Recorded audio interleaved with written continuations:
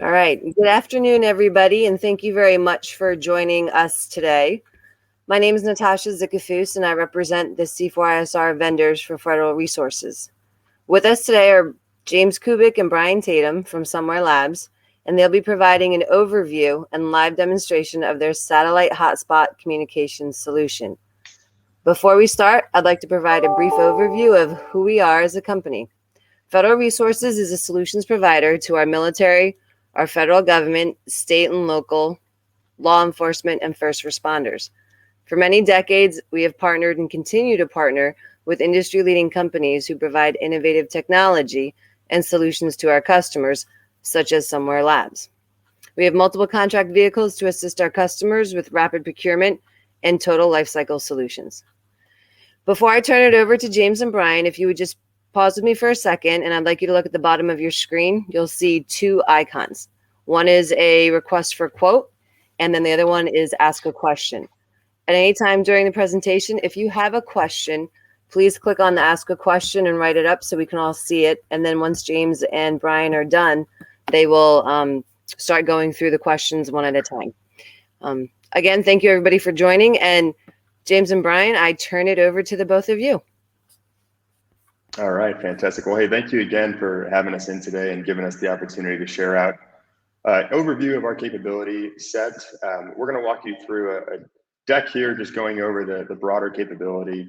And then at the end, we'll pull up a live demo of some of the software side of what we do. As Natasha said, as you guys have questions, please drop them in. We'll get to them at the end. So with that, I'm going to share my screen real quick and we'll hop right in.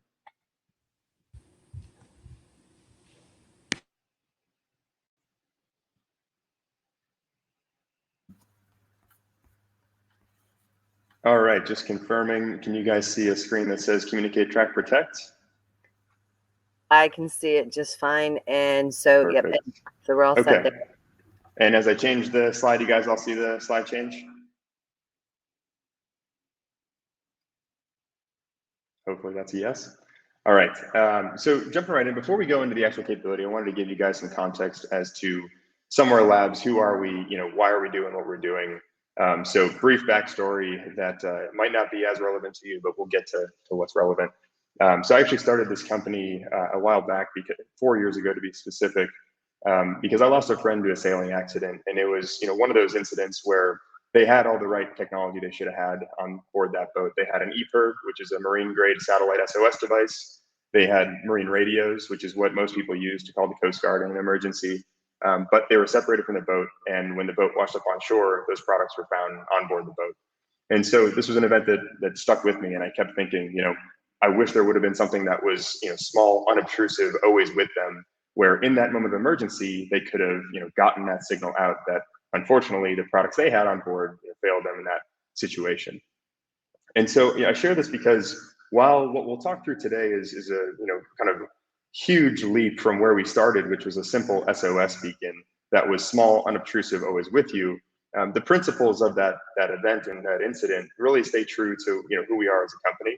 We have this motto: stay in touch, stay informed, stay safe. And for us, everything that we do falls into these categories. We want to foster people to have situational awareness and communications in any environment.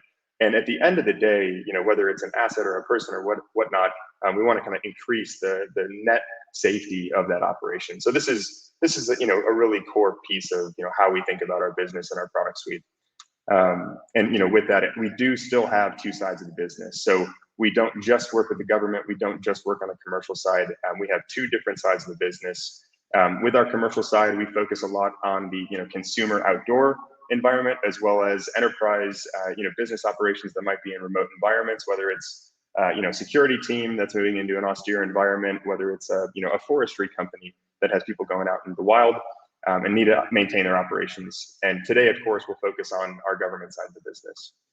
So when it comes to the government side, it's all about beyond that site communication and situational awareness. How do we increase that for each operator, and then in effect increase that safety and effectiveness? So at the highest level of what we do, we essentially have this hotspot. I assume most of you on the line have seen or kind of seen literature on the hotspot itself. And when you look at our business, we might look just like a hardware company.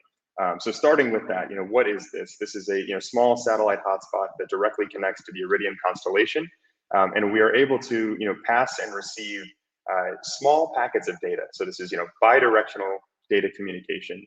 Now, what we typically see is someone is pairing a smartphone to that puck and then having the ability to send and receive data through that phone over the Iridium constellation. That data is coming back into our server environment. So if you were to think about a commercial environment, it comes back to our commercial cloud instance, and then you can route that data where we need to go, right? This product is 100% global. You can receive this service 100% globally based on the kind of network that Iridium has, and I'm sure most of you are familiar with the Iridium network. One thing I want to call out here, when you're using this configuration and you're really enabling this smartphone, what we're able to do is not just lock you into SATCOM. A lot of the solutions that have existed in the past in this space, when you're using SATCOM, you're on SATCOM. We like to think about it as the operator doesn't care necessarily, if they're using LTE, Wi-Fi, SATCOM, they just want that data sent to receive securely.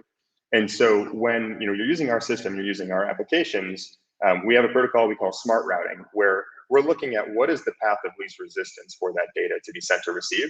And let's say you send a simple text message and you are within the bounds of LTE, we'll send it over LTE.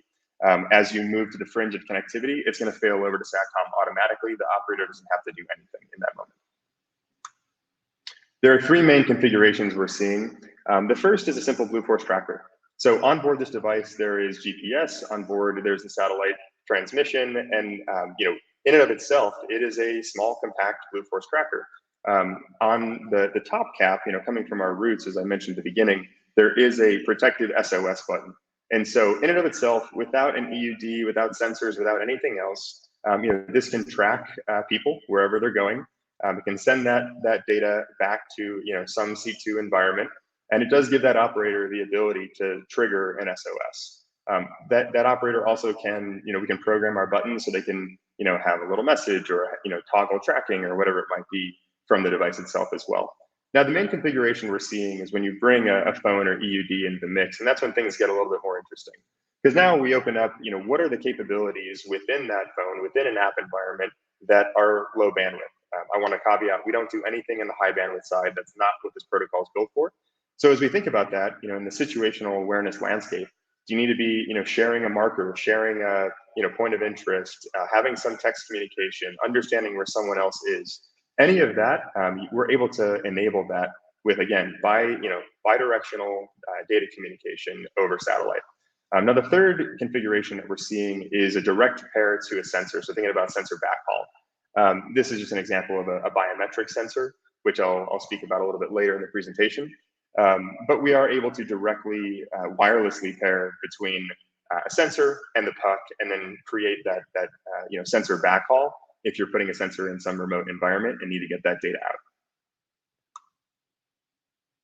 out. We are the first and I think still only low bandwidth SATCOM solution of this type to fully integrate with Atac and the TAC environment.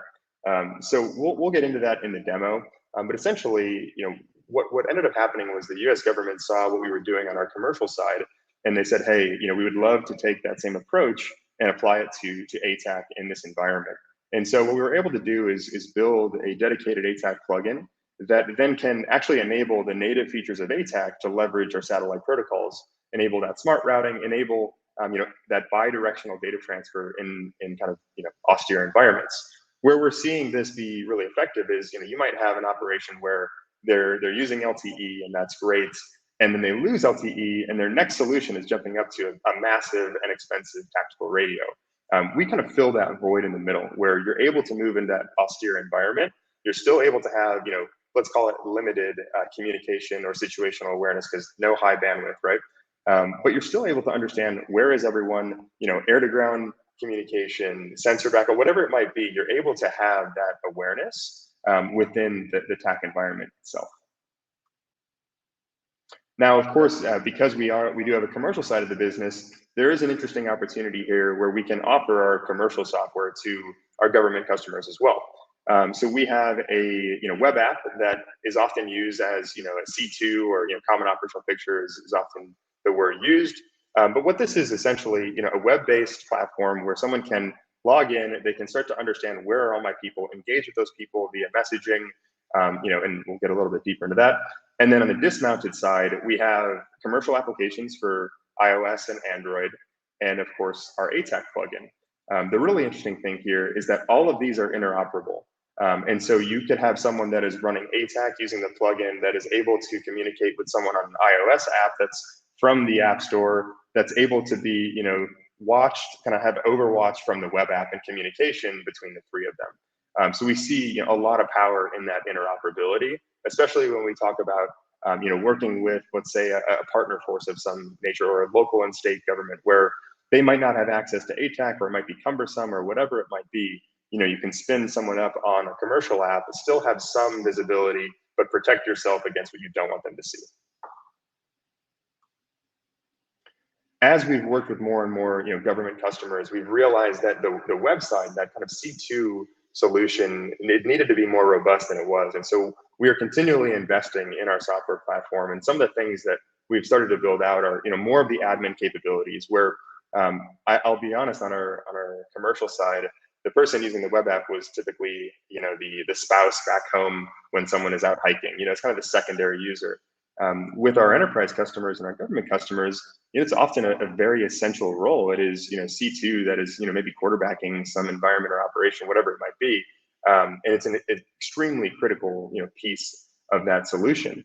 And so with that, we also understand that history and creating AARs is very important. And so we've built way more admin capability, where you can go, and I'll show you later, but you can filter by people and time, and really get a good sense of what happened in the field.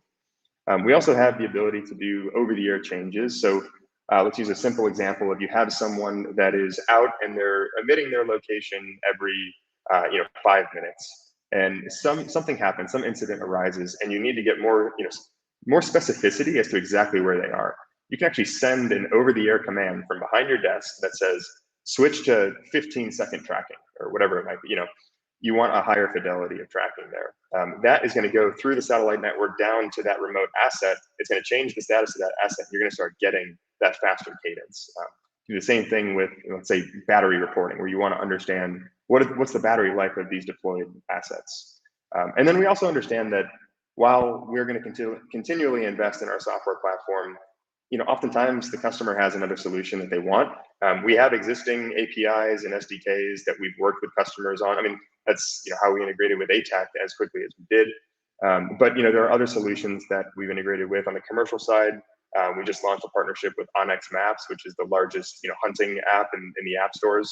And so we continually are looking for what are best-in-class solutions that might need to leverage these satellite protocols that we've built, that we can help support. I'm not going to go too deep on the hardware detail. If you guys have any questions in the Q&A, happy to dive back into this. A couple key notes I will say, just to give you a frame of reference. If you can see my video still, this is about the size of a hockey puck. So this is the puck right here. I like to say fairly average sized male here, 5'10", nothing crazy here. And it's, fits nicely in my palm, in my pocket. And so this device is encrypted to AES 256. One of the other kind of key elements here is we are an EMSS partner. So EMSS is the Enhanced Mobile Satellite Services Program that used to be under DISA, now it's under US Space Force. This gives us the ability to route our Iridium traffic to the DoD gateway, as opposed to just the commercial gateway in Tempe, Arizona. This also opens up to the EMSS plans, which we can go into later, which is oftentimes advantageous for DoD and interagency partners. From a connectivity standpoint, we do have the ability to either connect wirelessly or tethered. When we do our wireless Bluetooth low energy connection, it is encrypted to AES 128 at the link layer, which is standard for Bluetooth. When we think about what are the limitations of tracking, the GPS can go down to 1 hertz, so 1 second essentially interval GPS tracking. But the actual satellite burst, we like to set the context. It's probably limited to around 15 seconds is the fastest you're going to get in good conditions. The one caveat there is we work in the military free fall space a decent amount, and in that environment where you're totally open sky in the air, we do see as quick as like every 5 seconds for jump tracking, but that's specific to that environment, and I wouldn't recommend that to people. All right, moving right along, just kind of a overview of how does this solution kind of meet the needs of an enterprise, right? There's a vast difference between supporting a hiker on trail and supporting a massively scaled enterprise. We have invested heavily in how do we really support the enterprise. A couple key points I want to call out here. First is encryption and data security. We take that very seriously. We're again continually looking to understand how do we have a more secure network. How do we invest there? The kind of key point here is that the data going from the hotspot to the satellite is encrypted at AES 256. Then when you're thinking about where is that data landing, right? A lot of customers that are just using us for the training environment, they'll use our commercial cloud instance, which also has encryption baked in, and there's security there. However, we understand there are going to be customers that's never going to be applicable for them. So we do offer on-prem solutions where we have a containerized version of our backend, which we can deploy on-prem or in a unique cloud instance, wherever it might be. And that is a way of taking us out of that data loop so that Somewhere does not have access to that data. For now, I'll kind of pause there and we'll move on. If there's anything on this slide that piques your interest, please feel free to ask in the Q&A. But I don't want to go too deep into the minutia here. I do want to give a couple examples that I've touched on. So sensor integration, here's an example of what that might look like. If we were to think about a scenario where you're tracking biometrics in addition to position, this is what that would look like within our system. In this instance, we have alerts set up for core body temperature. And so when core body temperature is spiking, you're able to see alert. And let's say it's a training instance where you have instructors that are monitoring students in a hot environment. They're able to understand, hey, this sensor is spiking. This person needs assistance right now. They're able to do that from behind a computer, on the go, whatever it might be. So that's one example there. Additionally, this concept of how do you use both in tandem and that interoperability? This is an example of some jump tracking. On the left, you'll see these paths of jumpers, and on the right, it's actually the same data, but the left is our mobile app, and the right is the native Atac breadcrumb. So no fanciness, just pulling in that data into Atac. And so this is how it would look if you were in the field, whether you're using our app or Atac, whatever's more important for you. As you can see in these visuals, Atac is fantastic for kind of the current position, and our app from a historical path perspective might be a little bit more visually pleasing for that. But just giving you an example of how you could use either platform or both together. And then the last one is this concept of started out with that comment around how does our system function within just extreme emergency situation. On the consumer side of the business, we send our SOS requests to a third-party dispatcher. When we work with our government customers, that's of course not applicable. And likely they have you guys might have some place where you want that message to route to. You might have a tactical unit that you want to assign to an incident or whatever it might be. And so what we've done is we have this concept of a workspace, and anyone in a workspace is able to kind of see each other's tracking.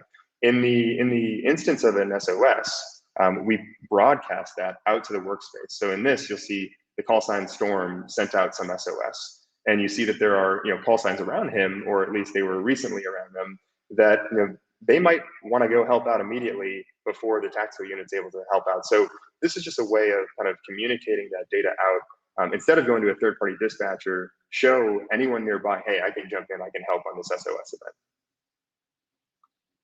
So with that, I want to switch over to our web and mobile assets, and we can walk through a bit of a demo there. So just give me a moment. I'm going to switch what I'm sharing.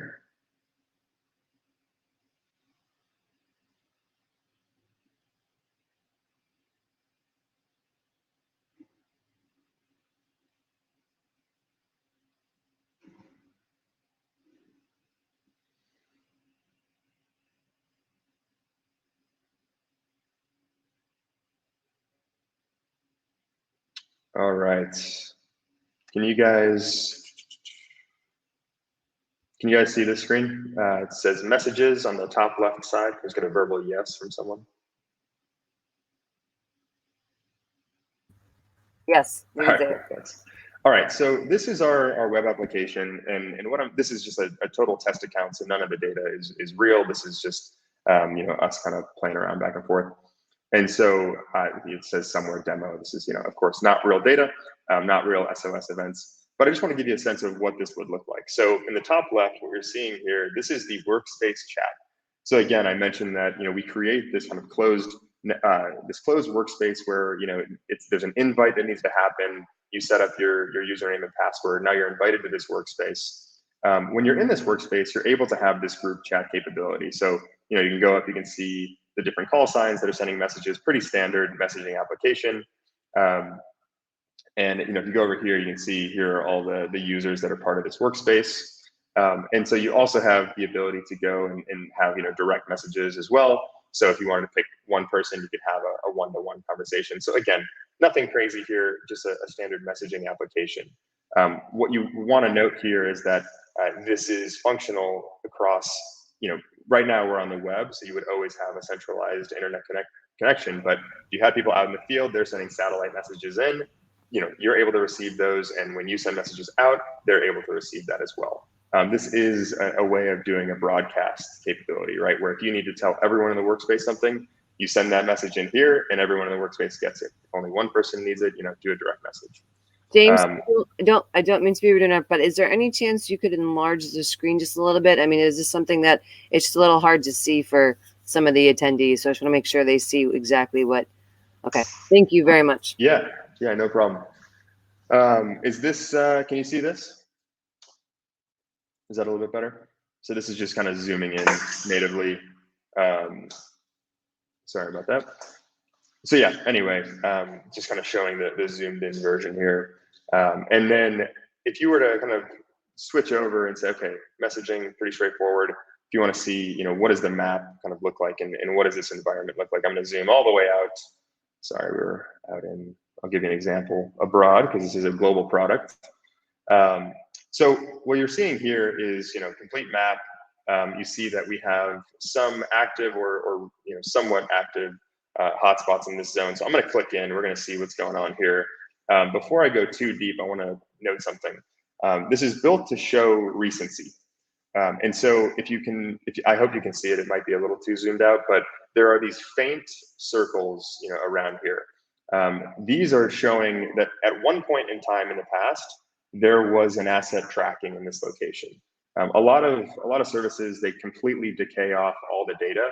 Our feedback, and we could set that up, but the feedback that we've received was people want to know what was the last known position. And so when you see these really translucent points, that is last known position. Now this blue, that means there's something active going on in this sphere. And there are at least 19 or 14 now assets. As I start to zoom in, you can see that some of them are old, but there's still something recent. So I'm clicking in and I'm kind of getting a step deeper, and then all of a sudden I realize, okay, awesome, Iceman is tracking. So I won't go too deep because this is Brian's home. This is Brian tracking out there. And so basically what we're showing here is that blue, this is recent. There are active pings coming in. If I click on this, sorry, Brian, going all the way to your house, I'll zoom back out. If I click on this, you can see, 3 seconds ago was the last ping. So this is extremely recent data. You see that lat launch. You also see that, while we don't have any messages here, this is a space where you could engage in messaging. So instead of having to go between the messaging screen and the mapping screen, you can be, watching a live operation, watching people go, and you can be having, messaging conversations on top of that mapping, which we actually have found, quite useful when you're doing something live. From a historic perspective, maybe not as important, but definitely from a live perspective. Now we have 3 states of decay. So blue is the most recent. White would be if, Brian turned off tracking and in some period of time, right now, I think out of the box, it's set to 10 minutes. So after 10 minutes of no points being received, that would fade to white. And then after an hour, that would fade to that translucent. So that just means, this was in the past. Now those are configurable. If you had some unique operation where you wanted different cadences or colors or whatnot, we could have that discussion. Now, I also want to show you the concept of this is live, but let's think about, all right, I knew that I had an operation in June and I wanted to, look into the data there. So I'm gonna zoom out a little bit. I'm gonna go into this and I'm gonna find, so one of my business partners, Alan Beskin, I'm gonna click on him, see where he was at. So it automatically pulled me to his last position, which was June 2nd. And so I'm gonna expand that track out. And now I understand, okay, this is where he was in that moment, right? I could, filter it further where, if I wanted to go a little bit shorter, I could kind of, you guys get the picture here, but as I change these levels, let's say I'll keep that and I'll draw this down. And you start to see this move, right? You're changing kind of the view, and you're able to then, you could export those points if you're using, the GPX file, KML, whatever you want to do. You could export those if, for some reason you were using another system where you wanted that data in another system. But it's just a way of starting to get more specificity around, the person, the day, and the time, right? Also, I'm sure a lot of you guys use MGRS, not lat longe. That is also a configuration that we make often. And again, just noting down, you see this kind of active messaging screen. With this user, I didn't have any messages, but this is the space that you would see that. So as we kind of continue to kind of work on this, we also understand there are other capabilities that might be needed. So thinking about how would you take some KML or KMZ and have that overlaid, so you're understanding where are people in relation to some trace. This is an example of a trace that was taken from an aerial asset over a wildfire, actually last season. We are supporting the wildfires this season. We have the units deployed out at the Dixie Fire right now. But last season, this was a trace that was sent to us, and we're able to overlay this trace so that imagine that you have people that are near this fire line and understanding how close are they getting in that moment of time. Having that sense of spatial awareness, even from behind that computer, is something we'll continue to invest in, continue to improve. Now, kind of going deeper into that admin capability and configurability, I'm going to go into workspace settings here. I'm going to go over to devices. This is where you would see that concept that I mentioned to you, where you have the ability to change the tracking interval. You have the ability to see that that battery life that was coming back from a unit. You have a sense of when that was. You get the timestamp there. We actually could switch workspaces of the unit. Starting to have more configurability over how are these things actually managed when they're in the field. So again, while we're in the settings in a demo, I do like to communicate it because operationally we've found it to be extremely useful, especially when you're in an environment where maybe no one is equipped with phones, or it's just a highly dynamic environment where they're not looking at their phone or whatever it might be. So with that, I'm gonna change up my screen again. I'm gonna move over to the mobile side, and we'll show you a bit of the same, but on mobile. All right, bear with me as I make sure you guys can see my phone.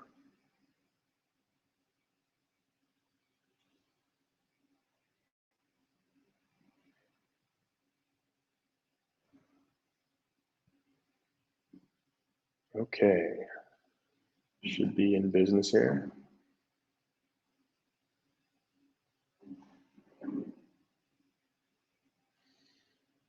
All right, just confirming everyone can see a phone screen.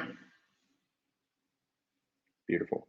All right, so with this, you guys just saw a lot of this, but now imagine we're moving to the mobile side, the dismounted side.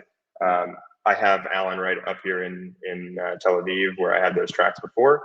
And so we look in here and you're seeing the same exact data as you were before, right? So you're able to go in, you're gonna, select those points, understand exactly, what that position was, when that occurred, see that trace. And so you have that kind of same capability. If I were to go out, so this is, I'm out in Chicago right now, so giving you more of that local view. We can go down, here's Brian again, out near Southern Pines. And so, you're seeing that same data that you saw before, but just in that mobile setting. And as we think about, you're still seeing those last known points and whatnot. So all of that's there for you. Both on web and on mobile, you can switch between a topo view and a sat view. On mobile, this is actually kind of a vestige from the commercial business, but we do still continue to offer everyone those weather reports. This is something that we were going to extract from our government customers, and they kept saying, actually, it would be really helpful if you guys continued to keep that, because we want to understand how is the weather changing on an hour by hour basis. So pretty simple, just weather reporting. It's also, I want to take a moment and say this is an example of some form of structured data that we're able to visually interpret through the mobile application. And so these data packets, they're not huge data packets, and then they're created into this visual interpretation. You could think about doing something like this for other types of structured data. And so if you had some unique application that needed to be available completely off grid, kept in small packets of data, and then visually interpreted, this is a good example of how we would do something like that. Same type of thing here. We have these messages that you saw on the web, and so you're seeing a lot of the same capability that you saw before. All right, and then the last thing I want to show you guys before we open it up to Q&A is Atac. Sorry, we got some other stuff going on here. All right, so you can see this is actually another guy on our team who's downtown Chicago right now. So this is Atac. You guys, I'm sure you've all seen Atac.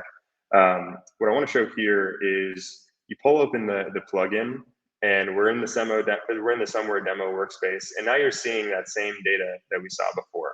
But you're also starting to see some native Atac data. So it looks like, I'm guessing Brian just shared some markers. Yeah. So Brian shares this marker. I'm able to tap that marker, and it draws me directly there. So this is a good example, actually. Thanks for doing that, Brian, because this is a good example of how we're not just integrating, we're also building within. And so, if you guys have used Atac, when you drop a marker, you kind of have to tell someone, hey, go find this marker, I drop it in this vicinity. You don't get the same level of push notification or awareness to kind of get that hotkey over to that marker. Within our chat application, we built that. So we're starting to build within Atac, where it's, we're understanding what are some of the pain points of Atac and how do we alleviate that, not just by enabling it off grid, but also by just making a better user experience. So that was, one example. I'll do it again real quick. So I'm in no man's land. I click on that marker and it draws me directly to that marker, so I can tap in and get that information, right?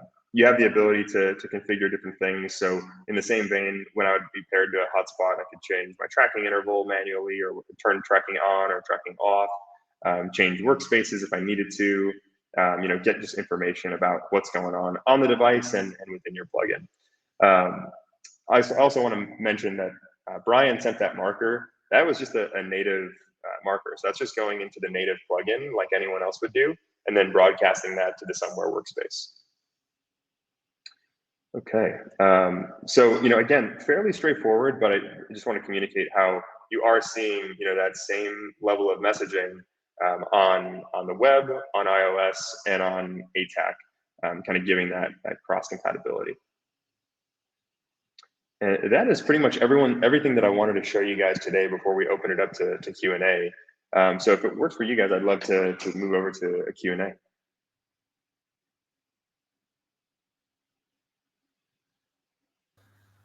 So, James and Brian, right now there's really only two questions, and one you already answered in regards to being charged, but how long does the charge last? Great question, and a hard one to answer, to be honest. So in this space, we often see different benchmarks. So it depends on how you use the product. So the short answer that we kind of advertise is what other people advertise, which is every 10 minutes you're sharing out a position. Right? If that's all you're doing with this product, every 10 minutes you're sharing out positions, so just strictly Blue Force tracking at a 10-minute cadence, we would last for a little over 10 days, which is, for the size and weight of this device, phenomenal battery life. However, that's not what we're seeing for most government customers, and so I don't like to advertise that broadly, to be honest. What I like to do is say, how are you going to use this product? We can run a scenario and give you benchmarks on that.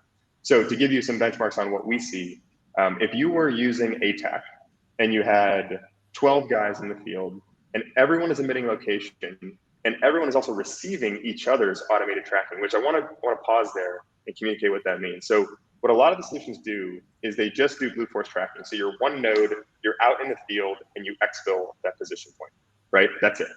What we're doing is we are, punching out that location. We're also taking in the location of other people doing their automated tracking around you. And so, you're not just having one data point going out, you might have 11 coming in a group of 12, okay? And so with that, and by the way, that 10-day benchmark, that is just for the Expo data, because that's the kind of competitive landscape. So now when we're having data in and data out, and you have messaging on top of that, you're sharing markers, and we're sharing the location, and everyone else is sharing the location at like a 15-second cadence, we see about 8 hours of battery life. So that's full bore. You're going as hard as you can on the satellite module. Everything's blasting. We say about 8 hours is what we're seeing. Now you can easily kind of crank that up to 12, 18 as you cut back that tracking interval. So we cut back to, let's say, 1 minute. We're probably going to get more like 18 to 24.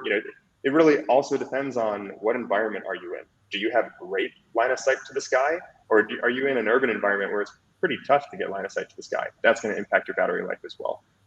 So I know I'm not giving myself the most glowing review, but I like to be realistic. It's highly dependent on a variety of factors. Anyone that tells you differently is blowing smoke.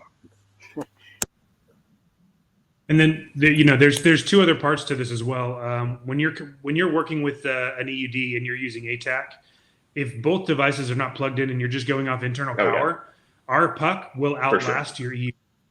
And the other thing to note as well is we also have the ability to operate plugged into power as well. So if you have like a juice box, or if you have like a 152 battery with an adapter on it, you can just plug that right into our puck, and you'll last for days and you won't have any issues. Yeah, that's a great point.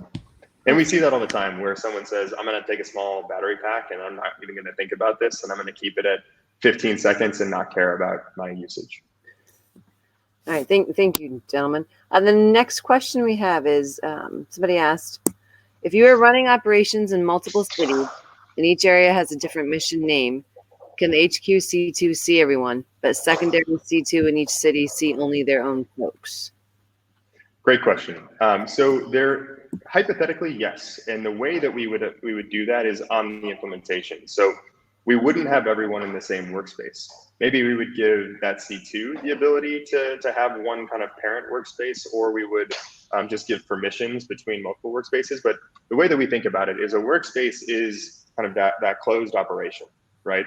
And so let's say you only want people in operation A to see operation A, and in operation B, operation B. We'd set up 2 workspaces. And then maybe you just give C2 the ability to see both, or depending on how you'd want to set up, we could talk about nested workspaces where essentially you have the parent and then you have 2 children, which would be those 2 operations. And then just to kind of share things that, kind of extrapolating on that, we are also, when we think about our roadmap, we continually are working on things like, how do we enhance permissions? How do we enhance roles? All those different things that lead to just an easier run operation.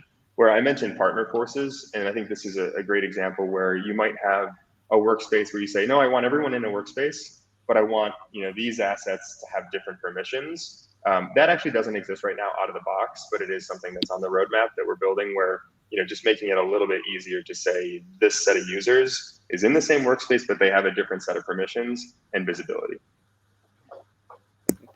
And just one quick note too for everybody that has joined, and again, we appreciate it. If there's any other follow-on questions or add-ons, we have plenty of time. But if there's any that you would like to follow on with, please just reach out to myself, and I'll make sure that James and Brian have the information so they can also just reach out directly. Just letting everybody know. The next question: when you demonstrated the GPS path someone took earlier, is that something that happens when you turn it on, or would that capability be tracking a movement and the path at all times? So in our system, we give the user the ability to turn tracking on and off. So I think it's a good point to dive into, where a lot of solutions, you turn it on and it's automatically tracking. We do have deployments where we do that and the user can't turn it off. So that is a firmware configuration we could enable. But out of the box, the way that the system is designed is to give the user that optionality. And one of the reasons we do that is we want you to be able to have the device on, but not actively consuming data or transmitting data. And that also gives us the ability to say that that C2 can then send a message to activate tracking or hypothetically turn off tracking, right? So you could think of the states of the device as there's off, and when it's off, it's truly off. You know, a lot of electronics, they say they're off, but they're in a deep sleep. This is fully off. Then when you actually turn on that product, it can be in a dormant state, but on. And then you have the ability to turn tracking on or turn tracking off. So I hope that answers your question. It wouldn't just be kind of tracking passively if you didn't have that tracking on. Let's see. And then I guess real quick, I should mention, depending on the need, you know, it is a device that has an onboard GPS device. And so hypothetically, we could track locally and then, you know, store that data and do a sync at a later time. That's not really what we're designed to do. It's not our forte, but, you know, it is capable of doing that. Thank you. The next one, what are the data limitations with Atac? Can routes, lines, and polygons be sent data packages? Yeah, so it's kind of a tricky question to answer because our data packets are extremely small. I mean, you know, like the size of a tweet or an SMS message, right? They're really small. However, we can send larger packets of data by, you know, cutting them up into multiple transmissions and rapidly sending them and then stitching them back together on the other side. So, you know, where we like to draw the line is, you know, we're not in the business of sending images. You know, images are going to be too large. You know, there are some people on the line that are in this space and they'll know, like, we have done it. It's just super ineffective. The latency is crazy. I would not recommend it to anyone. It's not built for images. It is built for, you know, polylines, no problem. Polygons, no problem. Full mission data packages, probably going to be too large because of, you know, you're probably going to have some KMLs in there or something like that, that are just going to be too big. So there is a benchmark where we're going to have to say no, but that's something that we typically talk with the customer about of what are the size data packets that you want to send? And then I can give you a sense of here's what the latency would be, right? Because again, we've sent pictures, the system can do it, it's just inefficient. And so we advise our customers use this for low bandwidth tasks, not for high bandwidth tasks, or even, you know, mid-band tasks. But there is that kind of buffer zone where if it's really important and you need a small lightweight solution, we could probably enable, you know, something if you're okay with waiting a few minutes, and, you know, that's just what it is. And I think that kind of went into the other question. One of the attendees had said, you know, apologize that they hopped on the webinar a little late. And they said this can be used to connect to a phone while in remote areas, no cellular radio to enable messaging, correct? And then I think you kind of answered this one. Would it also be able to handle voice calls, or would that be too much bandwidth? No, yeah, voice is not part of what we do. The protocol is not built for that at all. Okay. Our well, those were the questions we had in the ask a question area here. Okay. Anybody else? I mean, I greatly appreciate everybody that joined us today, and definitely to James and Brian for being part here and presenting, and, you know, just working with us. Like I said, if anybody else has any other questions, please, you know, reach out to myself, and I will make sure that they are informed. And if there's any questions here as well, request a quote. The link is at the bottom. It's been recorded, so this can be saved. And, you know, I mean, if anybody missed it, that registered, you can go back and watch it and play it. So, James and Brian, thank you very much, both of you, for your time this afternoon. It was a great overview. Yeah. Very, very. Thanks for having us in. No, definitely. And I hope you both have a wonderful weekend, and I look forward to talking to you soon. All right, great. And thank you, everyone, for joining. Really appreciate the time. And yeah, please don't hesitate to reach out with questions. Hold on. Ooh, sorry, now. Here we go. Oh, okay, here we go. So they asked about, somebody had just asked about, quick one. They had asked about loaners or demos. And so that's something that they could, if anybody needs any loaners or demos, you know, you could reach out to myself or anybody at FR, and then we will get in touch with James and Brian for moving forward with loaners and demos. So, okay, that was the last one. But gentlemen, thank you again. And everybody that was online, thank you very much for your time this afternoon. And again, I hope everybody has a wonderful weekend. All right. Thank you very much. All right. Thank you.